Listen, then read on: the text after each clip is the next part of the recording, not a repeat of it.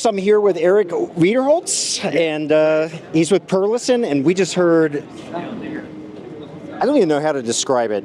It's really a demo for the ages, and you and I were just chatting off camera a second ago, and I could just see the happiness in your face about the performance of your products in there. So I want to get into what we heard in there. Yeah. But how are you feeling about the show going into it? It starts tomorrow. Yeah, no, it's always there's the starting of the process is last January.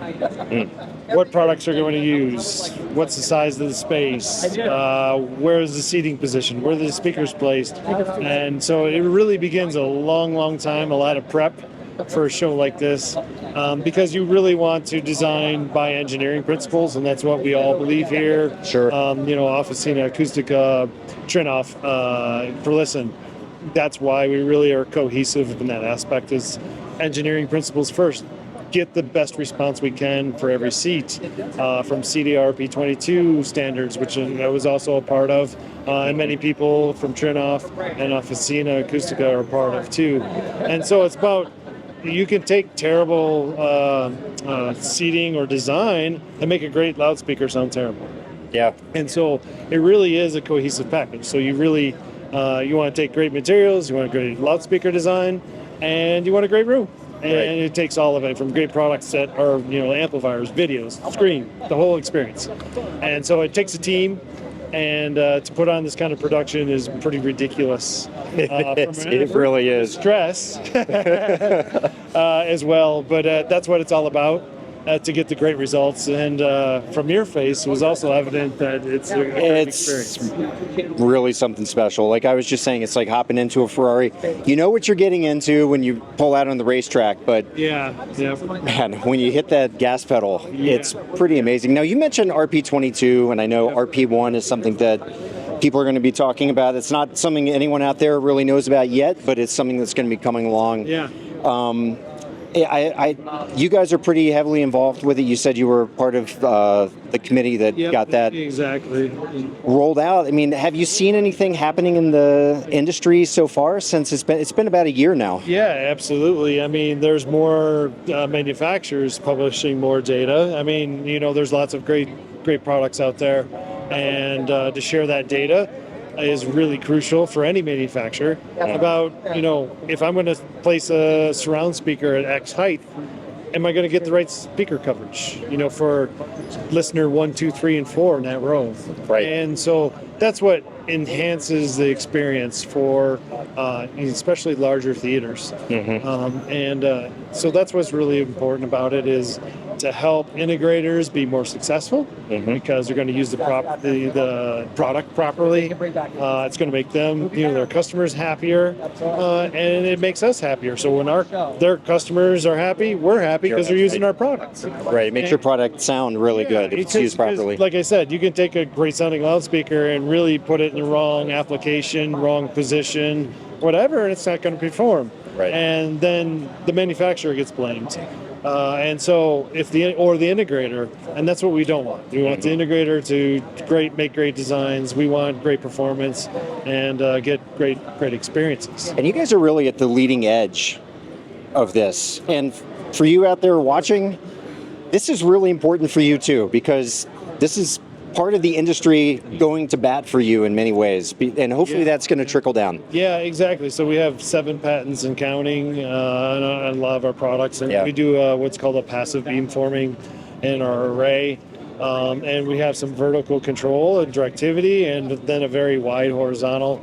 So all the patents are really wrapped into that, and it's about making speakers sound good in more everyday applications. A lot of people, early reflections, floor and ceiling, they don't treat. I mean, a lot of us have, even if carpet is in a room, it's not very thick. It's really not absorbing much except extremely high frequencies. Right. And usually in the ceiling, there's not much acoustic treatment, if at all. And a lot of customers take a speaker and they put it in a standard room. We have a living room. That's why it's called a living room. Right. And so it helps with flatter frequency response in more rooms, and that ends up with more happy customers, better sound quality, etc. But I mean, there's a lot more to that. for sure. But we talk about technologies first, and then then it's a great story, because then after that you can start talking about, we use great materials. There's beryllium, there's the Textreme carbon fiber, and those amazing looking drivers that you guys have put out there. That is not a cosmetic look. That's actually a real technology. Hockey sticks, F1 fenders, racing boat hulls. They use that because it is lighter, stronger, and they take standard carbon fiber, which is a woven bundle, and flatten it into tapes. And so then it looks like a checkerboard. So that is not a chosen cosmetic. That is actually a performance. Well, it's good for you then, because it makes your gear look really unique and amazing. It's very easy to recognize a Perlisten speaker from a distance because of that. Exactly. The breakup modes are more evenly distributed because each square is almost like a tiny little surface cone. So then you can take and rotate multiple layers, and you can add up as many layers as you want. And then we can actually change thickness in different areas. So the technology, when we do simulations, when we do like COMSOL modeling and all the frequency response, I can literally tweak any performance characteristic I want from my design. And that's super cool. That's really amazing. As an engineer, more knobs you can turn to tweak what you want. Sure. And if you take that driver and maybe we use it in a different application, maybe I want something slightly different. So I can actually take a cone and change it and get those differences in frequency response. So it's super cool from that perspective. And it makes it more valuable to us, right? From an engineering perspective. So speaking of Perlisten engineering and products and things like that, you guys have been on the scene officially for about 5 years now? It'll be almost 5 years now. Yeah, exactly. And you've really taken it by a storm. Yeah, a lot of that is truly because we've all been designers for 25 years plus. So we're not rookies at this, and that experience is really with a new brand name. We've designed for everyone else, from space station tanks, speakers outside submarines, to commercial audio, pro audio, car. We started out in car audio. And so Steven was doing DSP in the 90s. I like to say he was doing DSP before DSP was cool. And so he worked at Nakamichi. Dan has worked for acoustic system design and everything we've ever done. And I've been basically a transducer specialist, from MEMS microphones and cell phones to designing hearing aids for 10 years. So I started out in car audio and made people go deaf, and I helped them hear again. Amazing. That's job security. That is exactly, yep. And so just lining your customers up. Even from our manufacturing, all being internal, from our science, ground research, even from the spiders, the voice coils, and doing all the simulations and saying this is how we want to limit distortion. This is how we want to do the DSP. Now we go in, and it's our manufacturing facility, so we're designing the drivers, the real wood veneers on cabinets. The cabinets are ours. So that vertical integration of having everything under one umbrella has really helped to make us successful. But again, it was all that 25 years plus experience that we bring to it. So to people new to Perlisten, it seems like a shocker of how can someone be that successful, but it's because that experience. And we were very conscious of sharing data very early on, and you always think, it's a big risk, because a lot of people don't understand engineering responses. That's why a lot of manufacturers haven't done that in the past, is most consumers don't understand that data. Right. And so we said, we're going to put ourselves out there, we're going to do it. And that initially brought some grief because people didn't understand it.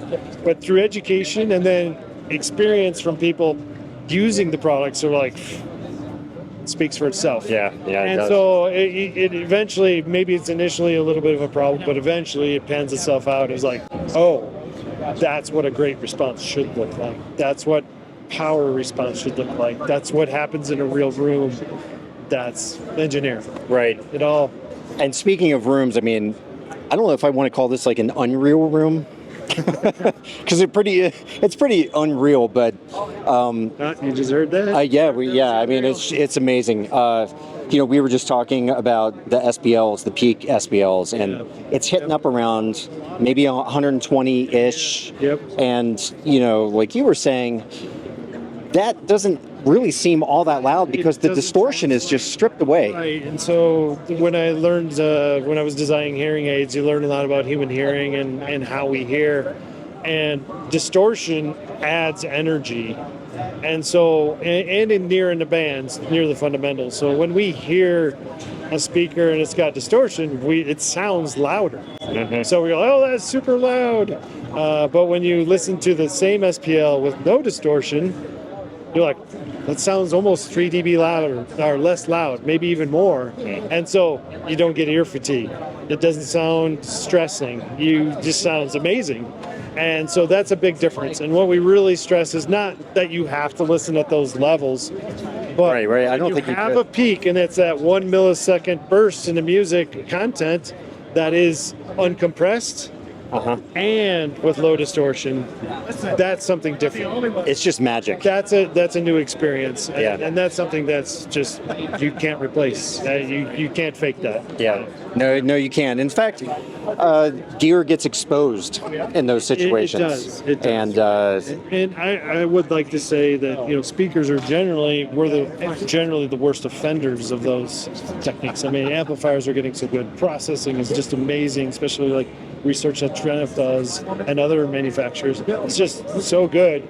But generally, speakers are always kind of the lagger because there's always some sort of amount of distortion.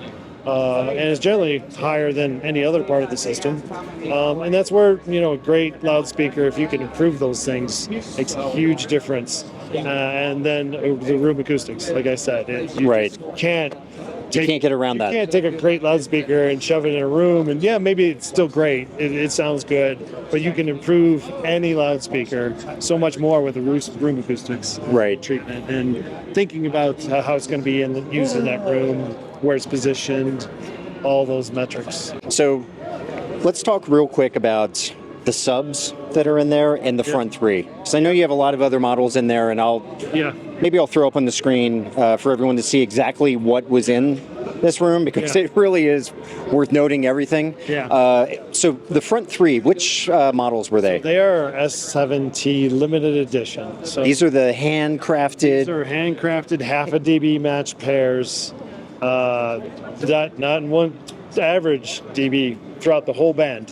Half a dB matched pair, Clipple 3300 measurements to verify every single speaker before it's shipped, hand signed, serialized data sheet of all those measurements, and then a very beautiful book on just kind of a beautiful book you could put on your coffee table about that speaker.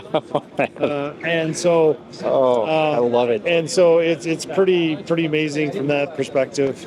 And then S5i's or in-wall. One thing that we do is dramatically different is in-walls are not degraded. It's exactly the same components. If you bought an S5t tower or an S5i surround, that is exactly what you're going to experience. Tonally matched frequency response match, effects response, power response, everything, other than it's in a small back box so you don't emit noise into other rooms, because home theaters quite often, a situation where you don't want it as little as possible emanating in the other rooms. I think in my house we have the exact opposite problem. It is emanating. But so low frequency content is, you can't go quite as low. But other than that, it's spot on, exactly the same frequency response, same material, same tweeter, same mid ranges, same woofers, and then same within ceiling. So that tonal balance is thought about throughout the whole system, and that is something that is under-respected. Is probably not the word. That's not the proper term, but it is. You get the meaning of it. Is not the manufacturing community is like, oh, it's just an in-ceiling speaker, or it's just an in-wall speaker. That's absolutely the wrong thing to even think about. Even some great brands kind of do that, and that's just disappointing. That why buy a Ferrari and then put go-kart tires on it? Yeah, exactly. Or put pour gasoline in it. Yeah, exactly. Drive it around on a gravel road. Drive it on a gravel road. So I got rock chips and bug guts all over. Exactly. So it's those experiences of like, I paid a lot of money for this bed layer of speakers, but I'm going to go cheap on the ceiling. It makes no sense. And so that is really part of the cohesiveness, phase accuracy, frequency response, the whole experience. And if you're working with that type of client, why degrade that just because of a few dollars? Right. Okay, so how about the low end in there? Because Yep. I mean, we were definitely getting some infrasonics, Just a bit. just a little bit. The room was just kicking in an amazing way, and I know waveforming's involved. That helps a lot, but you know, your product in there is just performing extraordinarily well. Yeah. And so it's really about one having. So we have D215Ss, 14 of them in that room. 14. There's 14 in that room. So there's 8 in the front, 6 in the back, and so that's equivalent to a 22-inch woofer surface area. So we truly believe in using smaller drivers in a great way. Long excursion, still 3,000 watts of power available to them, but smaller, lower mass, more transient accuracy. They're in a push-pull technology, which also cancels second-order distortion. So you just want them to be able to perform quicker. Yeah, exactly. So, and even then beyond that is our 15-inch woofer is generally the moving mass of most people's 12s. Our 12s are usually the generally moving mass of most people's 10s because they just throw a ton of copper and a lot of mass and say, oh, I got it efficient. But it's not efficient over a long excursion band, nor is it accurate transient moving mass, that transient response of like stop, start. Right. Do what it's told. Right. And I think that's probably what you experienced too. Those output yeah. levels and then the detail and accuracy that was still maintained. There was I'm not sure if it was technically a techno song, but there was more of an electronica song near the end of the demo. It's Cooper demo. We love it because it's got subsonic below 10 hertz and it's just. Oh yeah, and talk about the transient nature, the punch of some of the bass. This is a track that you should dial up at home because Max Cooper has quickly become one of my favorites. There's a lot of really cool content, and what's really cool about their content is also there's video that goes with it. Right. Yeah, exactly. Was that on Kaleidoscape? That particular one? That one I think was Apple Music. Don't quote me on that. Yeah, because I don't remember seeing that on the Kaleidoscape. Yeah, no, that's not on the Kaleidoscape. I think pretty sure that's Apple Music. Yeah. Yep. Awesome. Well, I know you've got a big 3 days. Are you here all 3 days? Yep, absolutely. So you're going to be cleanup. So I've been here since Saturday doing setup, and so that's great about this team too. We all work together and we build the demo. It's not I'm just bringing my speakers and I'm going to put them in and then I walk out. Is we all work together as a team and put up the demo, tear down the demo, and that's why these the manufacturers used in this group are so great to work with. Great people too, and that's important too, right? Yeah. Great people care about great products, for sure. And that's the partnership that truly evolves. And that's one of the reasons why we want to have you on because it gives people a chance to see, get an idea of the personality or one of the personalities behind the product and to see the passion because I often try to tell my readers and our audience, our forum members, about the passion that I get to experience coming to these events. Yeah, and it's really there. Even between different manufacturers, there's great manufacturers of all types of products and processors and speakers, and we're all in this together. If you feel offended, design a better product. That's my job, is to design a better product, and so that's how we feel about it. There's no egos. It's just design the best products we can. The only person I can beat, it's kind of like golf. You only beat yourself. Right. So if I don't feel I'm good enough, that means I need to design a better product. Right. And so that's what we aim to do is keep bettering ourselves and not worry about the rest of the world. Well, I think, everyone's better for you all being in the mix. Yep. And I, for one, can't wait to see what comes along next from Perlisten. I mean, it's been an amazing, the last year and a half, 2 years, releasing your signature speakers and there's lots more coming too. Is we're not sitting idle, so there's more and more products that are more tailored towards the markets that we're entering and expanding in, and those are exciting too. And those will be coming up in the next few months to a year. Awesome, folks. Well, that's a little thing to dangle there to keep you interested. Yeah, there's some things coming. So awesome. Hold on.